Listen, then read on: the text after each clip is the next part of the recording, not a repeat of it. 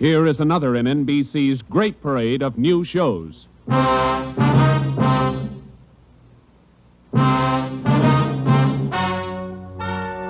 Ladies and gentlemen, the story you are about to hear is true. Only the names have been changed to protect the innocent. NBC brings you Dragnet.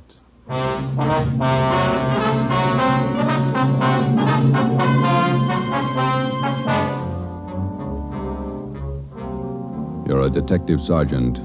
You're assigned to burglary detail. A sudden wave of jewel thefts is sweeping the city. In 16 days, 16 burglaries have been committed, one each night. They bear the same trademark. Thousands of dollars of jewels are missing. The thief is a master at his trade. Your job, get him. Dragnet, the documented drama of an actual crime, investigated and solved by the men who unrelentingly stand watch on the security of your home, your family, and your life. For the next 30 minutes, in cooperation with the Los Angeles Police Department, you will travel step by step on the side of the law through an actual case transcribed from official police files. From beginning to end, from crime to punishment, Dragnet is the story of your police force in action.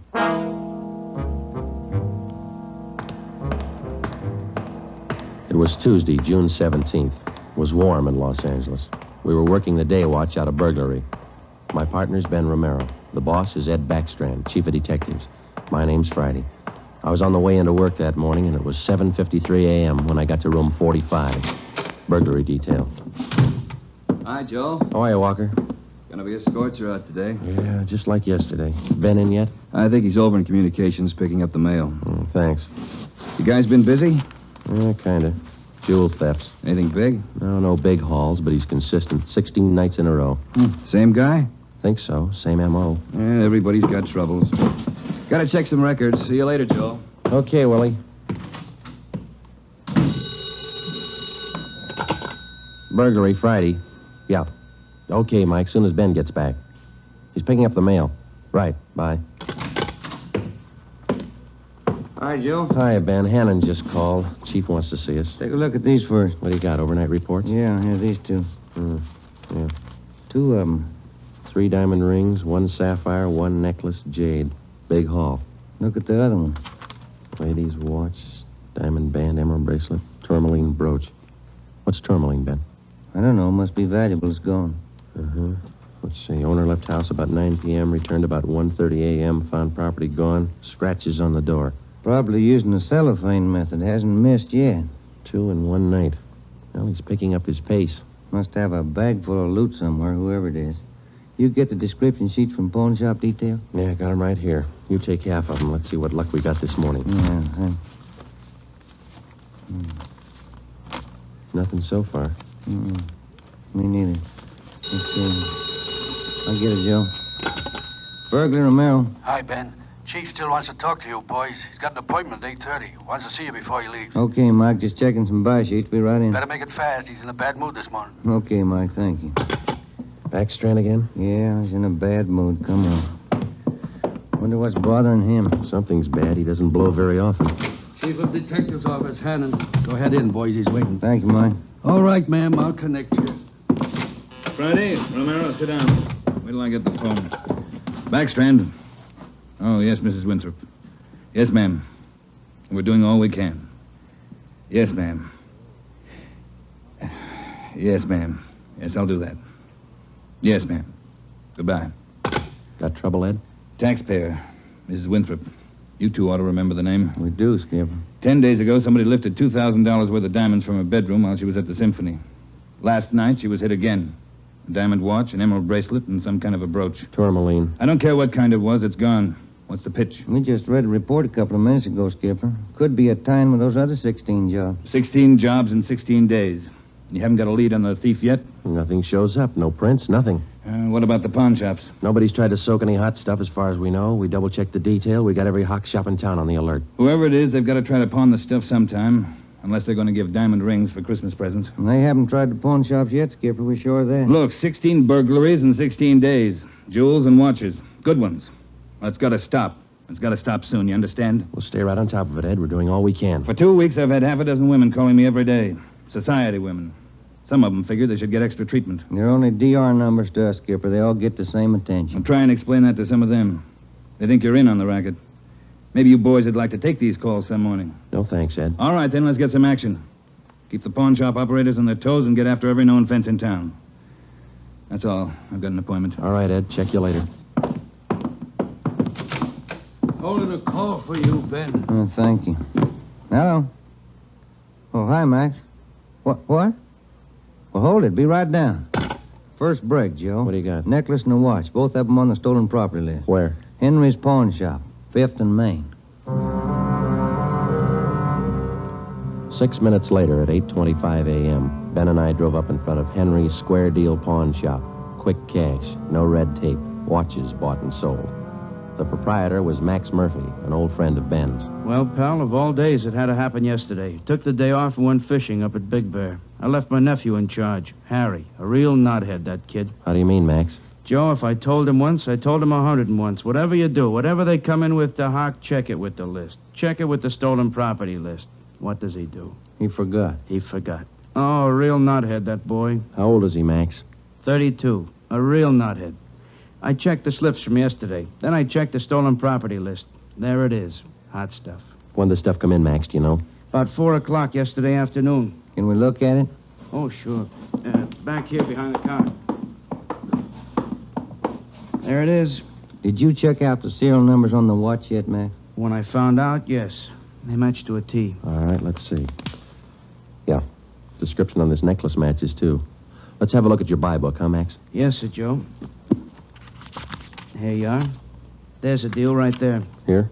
Yeah, that's him. That's how he gave his name. Walter Tracy, 132 and a half Blackstone Court, Los Angeles. Let me check the book for the description, Max. Oh, sure. Yeah, here. Mm-hmm. Okay, Max, thanks. We'll be checking with you later. Sure, Joe. Anytime. Sorry. All right, Max. See you later. You fellas take it easy. Right.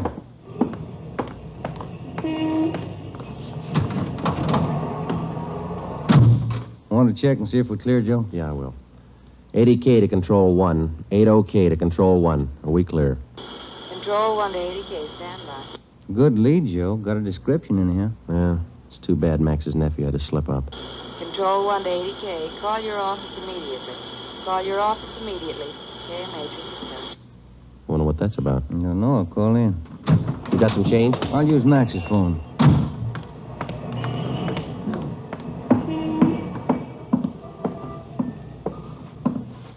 Use your phone a minute, Max? Oh, you, Ben? Sure. Help yourself. Thank you.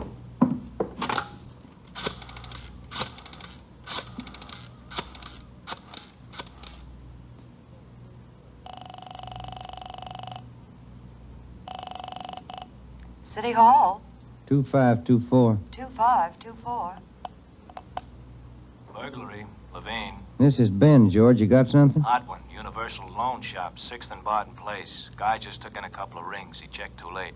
What you mean? He checked the form after the guy left. It was signed Walter Tracy.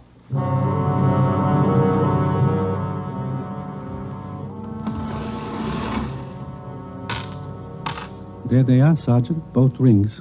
Fine quality diamonds. Don't you usually check your stolen goods list before you take in stuff like this? Usually, yes. Last night, no. I don't know what I was thinking about. Can we have a look at your buy book? Right here. There it is. Walter Tracy. 699 Olive Street. 145 pounds, 5'9", dark hair, build, thin. We'll have to slap a hold on these rings. I know. I should have thought. Can you think of anything else that might help us to identify the man? Well, no. Had a light suit on. Nice cut. Very well dressed. Thank you. That's all for now. Here's our card. If the guy happens to drop back, give us a call, will you? Sure will, Sergeant. Say, Yeah? I've got some nice watch bands. Yours look old. Can I interest you? No, thanks. Some other time. Come on, Ben.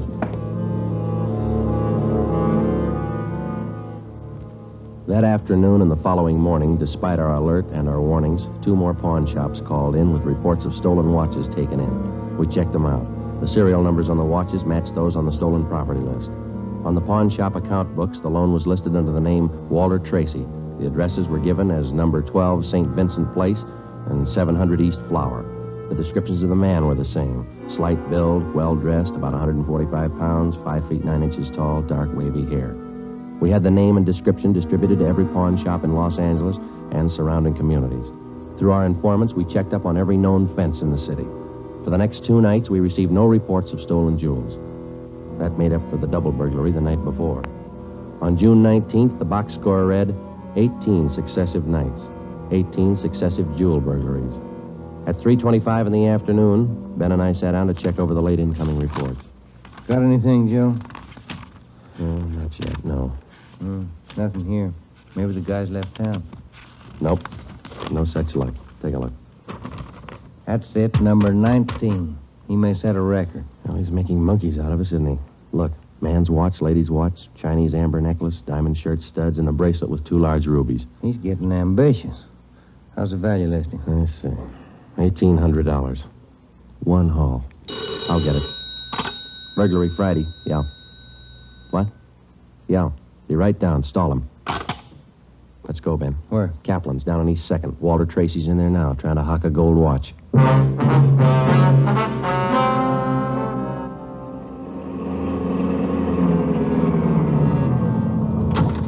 Ben, cover the door. I'll go and look like I'm shopping around. Right, but watch your step. We don't know this guy. Yeah, stay close to the door, huh? I'm sorry, that's the best we can do on the watch. Look, Mac, this is gold. 21 jewels. Well, it's the best I can do. Drop dead. Well, it's the best I can do. Don't get sore. Yeah, sure. See you later. That's him, Sergeant. Walter Tracy. I stalled him as long as I could. All right, I'll check back with you later. Did you spot the guy that just came out? Yeah, I went up the street. Let's follow him. Hustle it. You spot him, Ben? Straight ahead, about 15 yards. He's crossing the street. Yeah, let's get up a little closer. We'll lose him, sure, if the light changes. Come on, run for it. Watch the traffic light. That was close. He might have spotted us. He's going faster. Come on, Joe, run. Yeah. Don't lose him. This crowd's not helping. Hey, wait a minute. I bet you're a cop. You're chasing somebody. All right, let go of my arm, mister. Let go. Well, you don't have to get tough. Lousy cops think they own the street. I'm going to write the mayor's office. Come on, Joe. He's running for it. Yeah, I see him. Watch the signal up ahead. Hurry, Joe. Almost up to him. Into the parking lot. Hey, you! Stop! Look out, Joe. A gun. Yeah, I see him. All right, get away. All right, smart guy. It's a nice job. Yeah. He's too fast for an honest man. Let's take him in. When we got back to headquarters, Walter Tracy was under technical arrest. We took him directly to the interrogation room. We searched him thoroughly. We had him take everything out of his pockets and put it on the table. Then we had him take all the money he had in his wallet, count it out, and hold it in his hand. What is all this routine? That's all the money you have on you? $47.17, right? Yeah. Okay, keep it in your hand. Ben, shake him down. All right, Tracy. Take off your coat, shirt, tie, and your shoes and socks. What kind of a pitch is this? I'm no hood. Take them off. Two-bit cops. You're not pinning anything on me. I don't care what you do. Sleeves, pockets, lining. Nothing in the coat, Joe. Get his shirt. Take it light with the threads, huh? Costs money. How about the trousers, Ben? Let's see. Cuffs, pockets. No. Let me get the belt. Zipper on the inside of the belt? No, it's clean. Shoes are okay. All right, Tracy, let's see the soles of your feet. I hope you don't mind. They're dirty. Why don't you take a shower? Let's see. All right, Joe, nothing. Put your clothes back on. Yeah, thanks. All right, you. What's your name? Huh? I said, what's your name? You telling jokes? Walter Tracy, you know that. Your real name.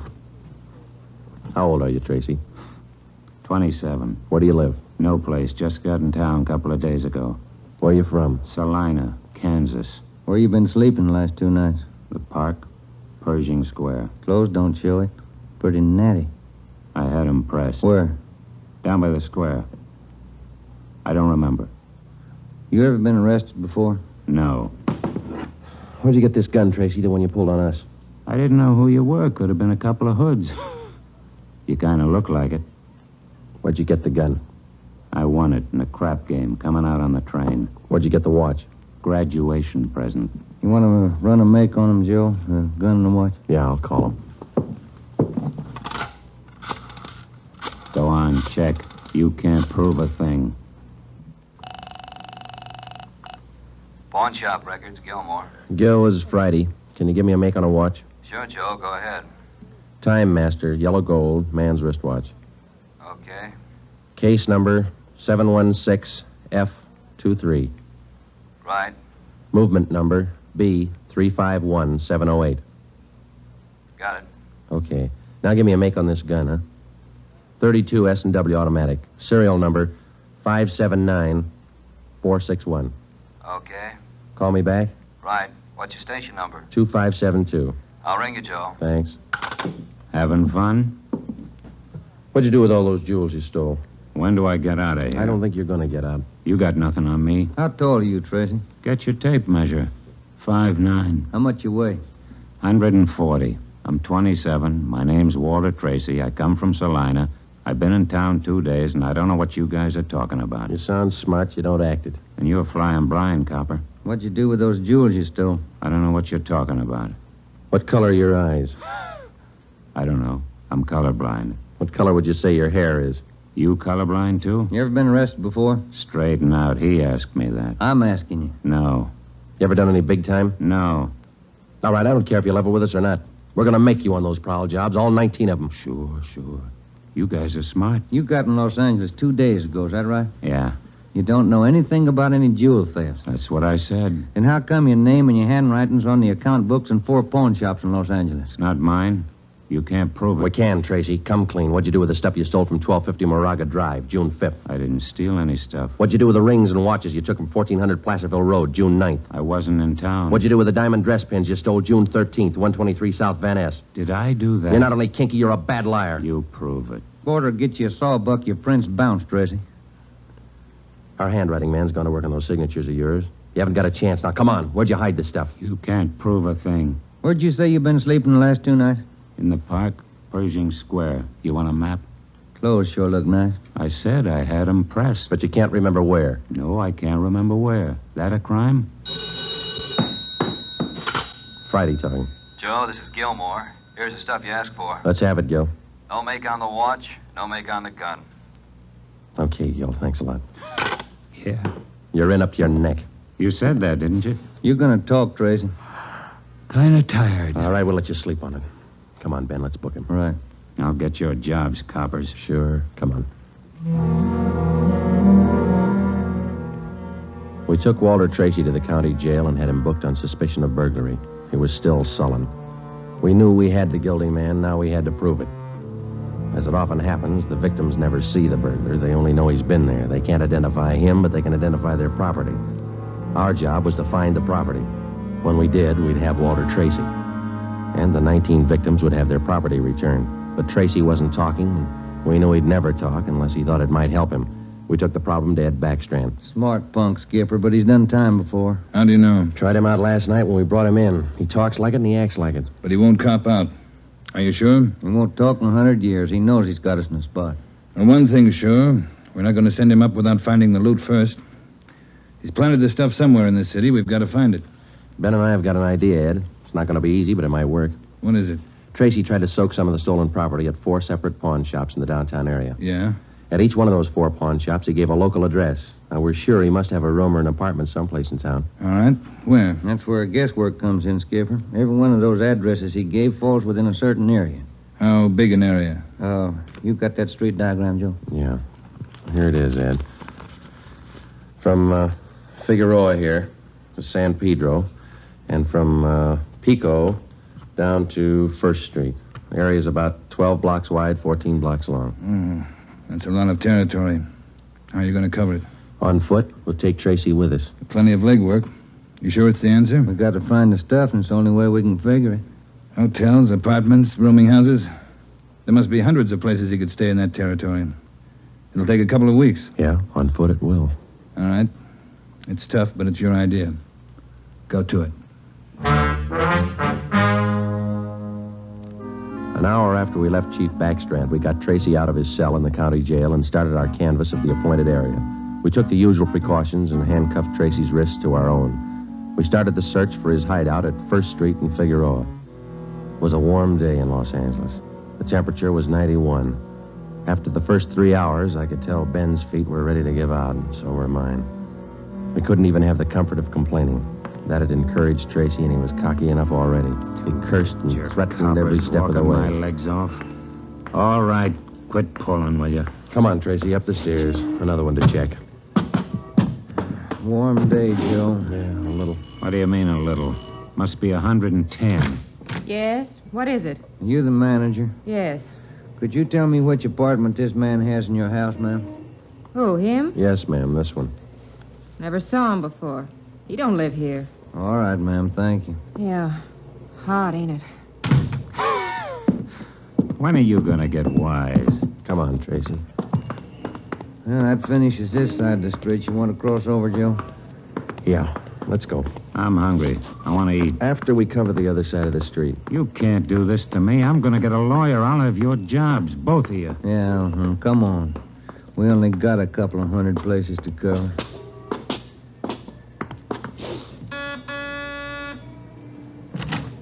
Hi, gents. What can I do for you? You the manager? I run the place, yeah. Which room does this man have in your place? Him? You made a mistake. He doesn't live here. All right, thanks. My feet are killing me. Wait till I get a lawyer. I'll burn both of you dumb cops. What do you think you're doing anyway? Making a guy walk? All that day and the day after that and the day after that, Ben and I, with Tracy handcuffed to our wrists, canvassed the designated areas, from hotel to hotel, from rooming house to rooming house, and the apartments, too. Every day our feet ached a little more, our pace slowed down, Tracy got more irritable, and the weather got hotter. The second day, it reached a high of 92. The third day, 94. The fourth day, 94. Police regulations say plainclothes officers must wear a coat and necktie on the street at all times. We wore our coats and neckties. The search continued into the fifth day. Our pace got even slower. Ben and I started to lose heart. After a while, we forgot our object was to recover the stolen jewels. All we wanted was to find Tracy's hideout. We knew we were right. We knew Tracy was our man. It was a point of pride. Whether your feet hurt or not, you don't give in to a thief. Yes? What do you want?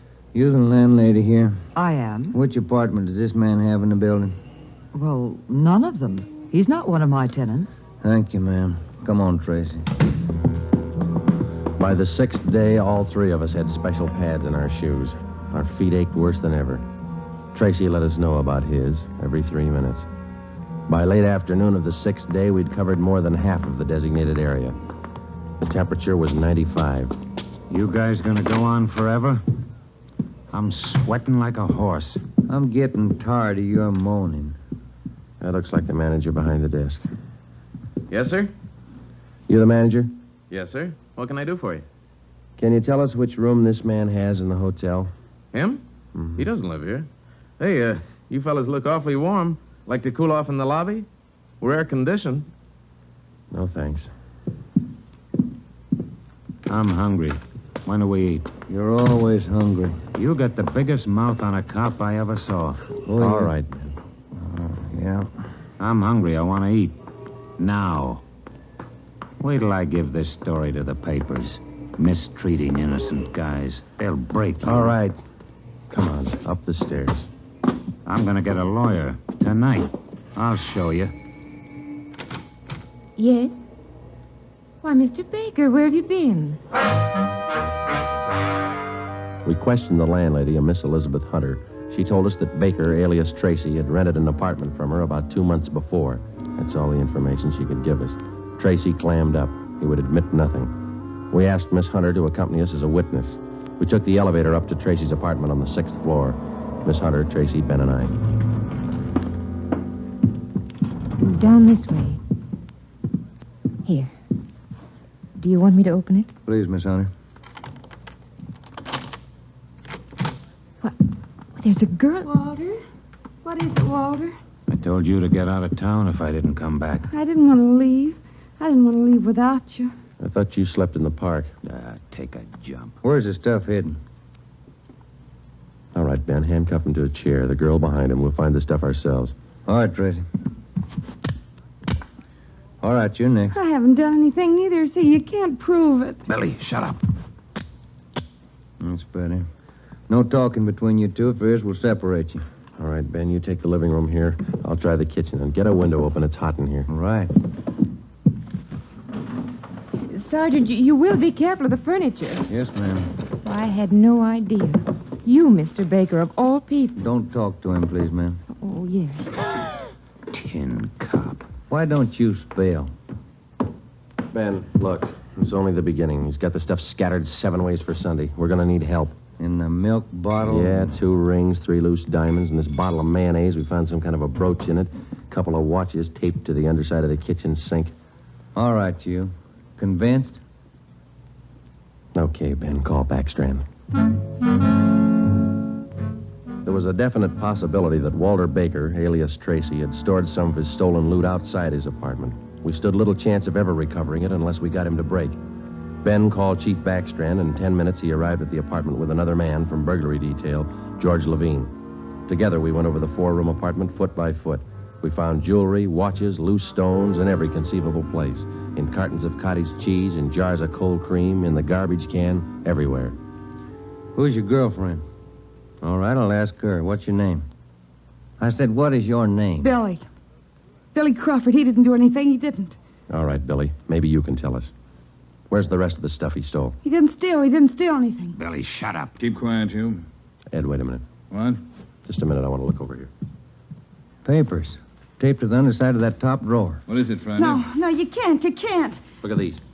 All right, you found them. I'll talk. No, Walter, don't. Parole papers. He's an ex-con. Yeah, I'll cop out. Don't do it, Walter. Billy, shut up. Dumb dame. The rest of the stuff, where is it? On the roof. Inside the ventilator, the one near the front, you'll find a couple of paper bags. That's it. Levine? Got it, Chief. I'll check it. Your papers say you did time in Oregon. What for? Fell for robbery, did 5, I owe him 7. What about the girl? Walter, I'm going with you. Her? I don't know. You figure it. All right, Friday. Romero, take the girl to Lincoln Heights and book her. We'll take him. Right, Ed. Come on, Ben. No, Walter, I want to go with you. I'm sorry, ma'am. This way out. All right, easy, lady. No, wait a minute. Just a minute. Walter? You're a dumb dame, Billy. So long. Walter. All right, come on, let's go. What's the matter? You feel all right? He lied. He said he loved me. He lied to me. Don't feel hurt, lady. He lied to everybody.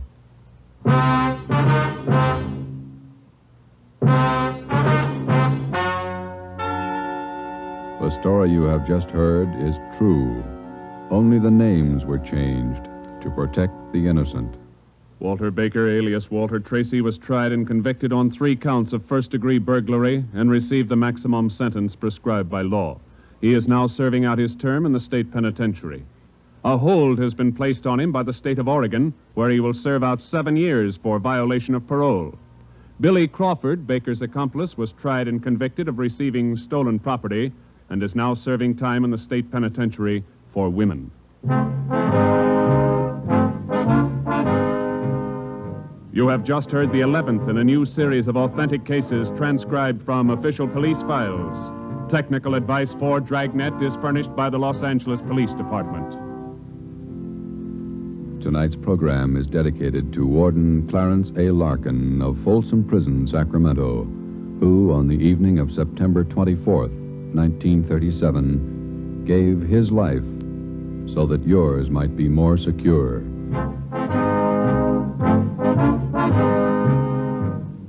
Dragnet came to you from Los Angeles.